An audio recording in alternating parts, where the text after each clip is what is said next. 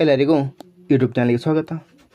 ಈ ಒಂದು ವಿಡಿಯೋದಲ್ಲಿ ನಾವು 10ನೇ ತರಗತಿ ಸಮಾಜ ವಿಜ್ಞಾನ ಅಧ್ಯಾಯ 6 ಸಾರ್ವಜನಿಕ ಆಡಳಿತ ಒಂದು ಪರಿಚಯ ಈ ಪಾಠದ ಪ್ರಶ್ನೋತ್ತರಗಳನ್ನು ನೋಡೋಣ. ಕೆಳಗಿನ ವಾಕ್ಯಗಳಲ್ಲಿ ಖಾಲಿ ಬಿಟ್ಟಿರುವ ಜಾಗಗಳನ್ನು ಭರ್ತಿ ಮಾಡಿರಿ. ಮೊದಲನೇ ವಾಕ್ಯ, ಸಾರ್ವಜನಿಕ ಆಡಳಿತದ ಪಿತಾಮಹ ಡ್ಯಾಶ್. ಉತ್ತರ ವುಡ್ರೋ ವಿಲ್ಸನ್. ಎರಡನೇ ವಾಕ್ಯ, ಸಾರ್ವಜನಿಕ ಆಡಳಿತ ಪದವನ್ನು ಪ್ರಥಮ ಬಾರಿಗೆ ಬಳಸಿದವರು ಡ್ಯಾಶ್.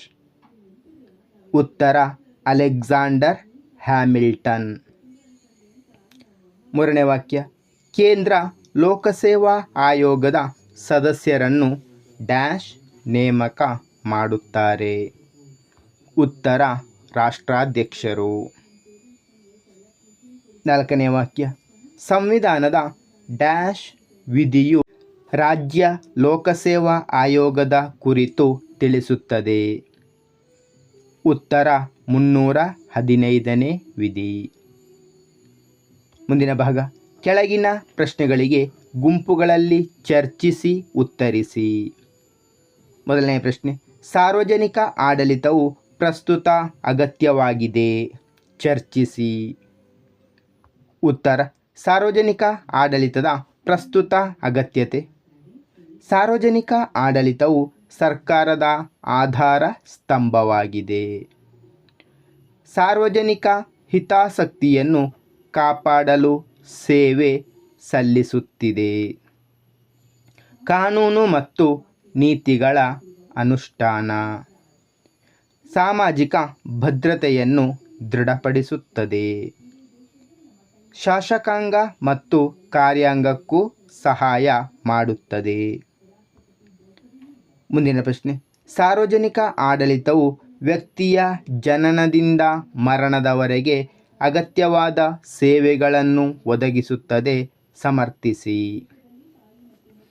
ಉತ್ತರ ಸಾರ್ವಜನಿಕ ಆಡಳಿತ ವ್ಯವಸ್ಥೆಯು ವ್ಯಕ್ತಿಗೆ ಅಗತ್ಯವಾದ ಸೇವೆಗಳನ್ನು ಒದಗಿಸುತ್ತದೆ.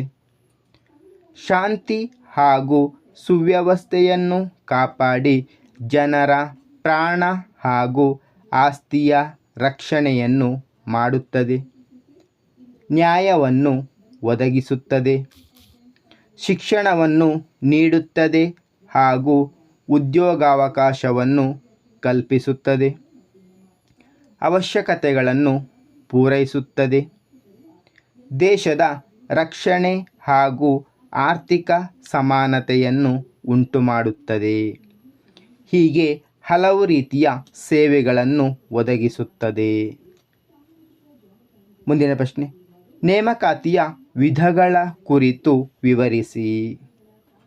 ಉತ್ತರ ನೇಮಕಾತಿಯ ವಿಧಗಳು: ಪ್ರತ್ಯಕ್ಷ ನೇಮಕಾತಿ, ಪರೋಕ್ಷ ನೇಮಕಾತಿ. ಮೊದಲನೆಯದು ಪ್ರತ್ಯಕ್ಷ ನೇಮಕಾತಿ. ಪ್ರತ್ಯಕ್ಷ ನೇಮಕಾತಿಯನ್ನು ನೇರ ನೇಮಕಾತಿ ಎಂದು ಕರೆಯುತ್ತಾರೆ. ನೇರ ನೇಮಕಾತಿಯು ಜನಪ್ರಿಯ ಹಾಗೂ ವೈಜ್ಞಾನಿಕ ವಿಧಾನವಾಗಿದೆ. ಇದರಲ್ಲಿ ಅರ್ಹ ಅಭ್ಯರ್ಥಿಗಳನ್ನು ಸ್ಪರ್ಧಾತ್ಮಕ ಪರೀಕ್ಷೆಗಳ ಮೂಲಕ ಆಯ್ಕೆ ಮಾಡಲಾಗುತ್ತದೆ. ಪರೋಕ್ಷ ನೇಮಕಾತಿ. ಪರೋಕ್ಷ ನೇಮಕಾತಿಯನ್ನು ಆಂತರಿಕ ನೇಮಕಾತಿ ಎಂದು ಕರೆಯುವರು.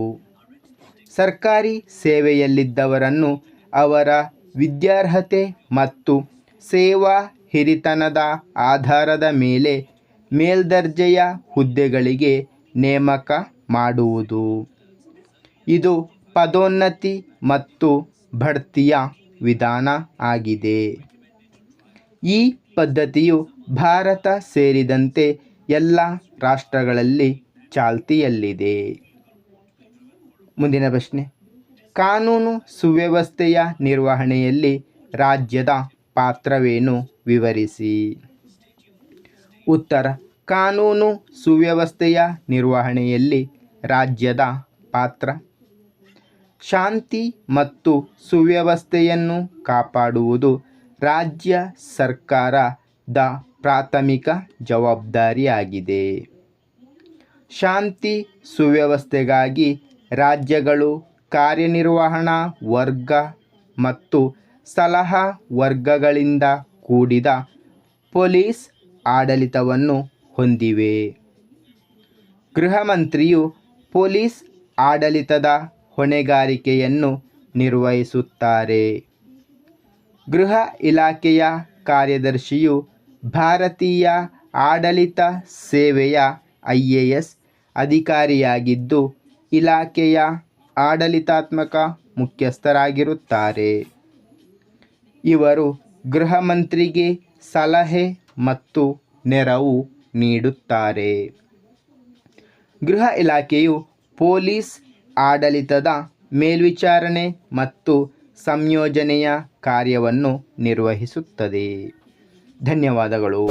ಇಷ್ಟವಾದರೆ ಲೈಕ್ ಮಾಡಿ, ಶೇರ್ ಮಾಡಿ. ಹೆಚ್ಚಿನ ವಿಡಿಯೋಗಳಿಗಾಗಿ ಚಾನಲನ್ನು ಉಚಿತವಾಗಿ ಸಬ್ಸ್ಕ್ರೈಬ್ ಮಾಡಿ.